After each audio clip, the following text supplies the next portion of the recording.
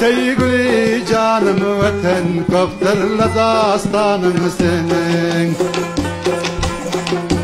Ağzı birdir Türkmen, Özbek, Taciko, Paştunun senin.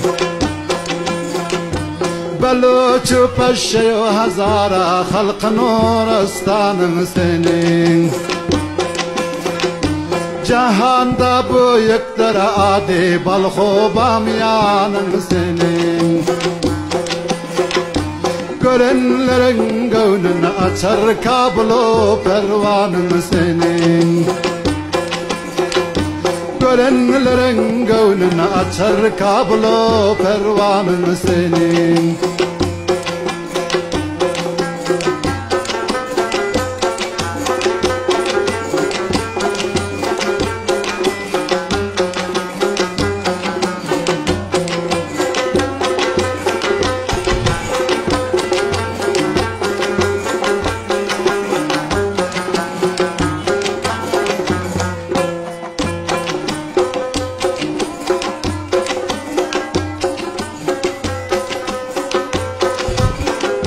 Sular dönüp karkandır Kuhi Süleyman'ın senin.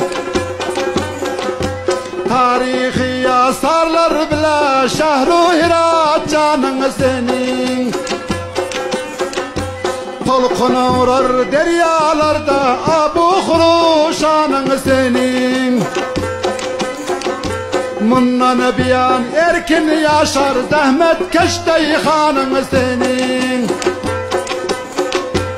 Kış basarlar bahar diyerinin gel harlağmanın senin. Kış basarlar bahar diyerinin gel harlağmanın senin. Ey sevgili canım vatan köptürle dastanın senin. Ağzı birdir Türkmen, Özbek, Taciko, Afganın senin. Beluçu, Paşa, Hazara, Halkın Orastanın senin. Görenlerin gönlünü açar Kablo pervanın senin.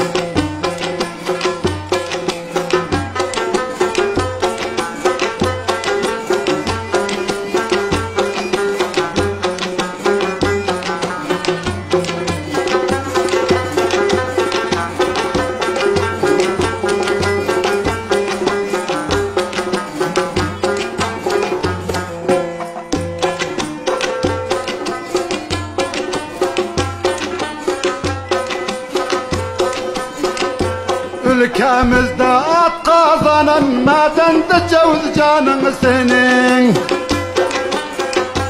Cerenler gezer çölünde Hilmendu Pağmanın senin. Cahanda yüzün tanıdan Lalu Badakşanın senin. Bahar bolsa yaşlık yer Deştular azarın senin.